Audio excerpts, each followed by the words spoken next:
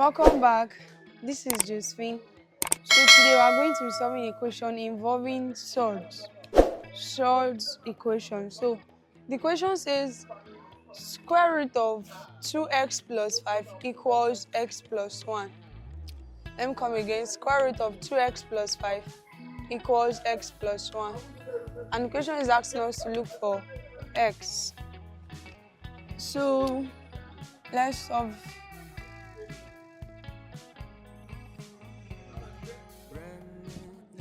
So let me write the question back. 2x plus 5 equals x plus 1.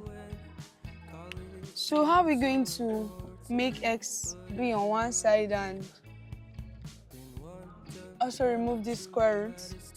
So let's square both sides so that this square root can go off. So squaring both sides, we have this square will cancel out this square. So here we'll be left with 2x plus 5 equals, for to square this one, easiest way to square, x squared is what?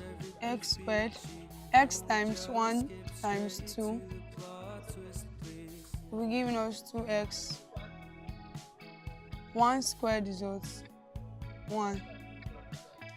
You might be wondering how I resolved it this way. If I were to do the long journey,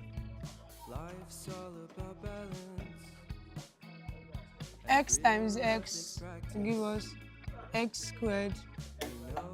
X times 1 plus 1x. 1 times x plus 1x. 1 times 1 plus 1. So we're having x squared plus this and this, 2x plus 1. So it's still the same with this. Just make it easy. X squared is x squared. X times 1 is 1x times 2, that's 2x, plus 1 squared is 1. So let's bring it to one side.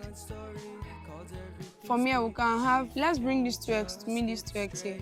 So we're having 2x, this 2x come here minus 2x plus 5 equals to x squared plus 1.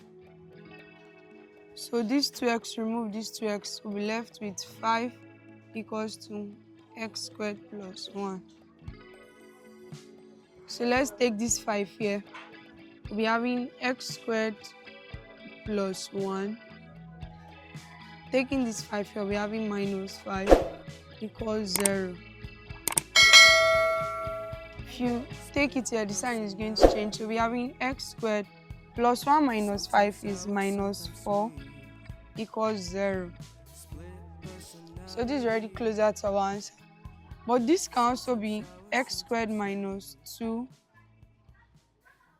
squared equals 0. So this is a difference of 2 squares. And for difference of 2 squares, if you have something like a squared minus b squared, it's still same thing as a plus b and a minus b.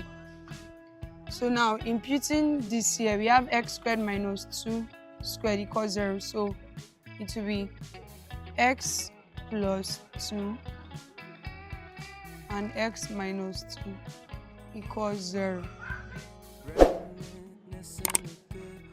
So x plus 2, x minus 2 equals 0. So for equations, x plus 2 is equals to 0 and x minus 2 is also equals to 0. So how are we going to make the x stand alone? So we're having x equals to minus 2 for this one. This 2 is crossing over here, so it's becoming minus 2. So x equals to minus 2. Or for this other one, we'll be having x equals to 2.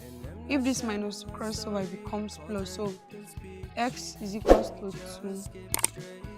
or minus 2.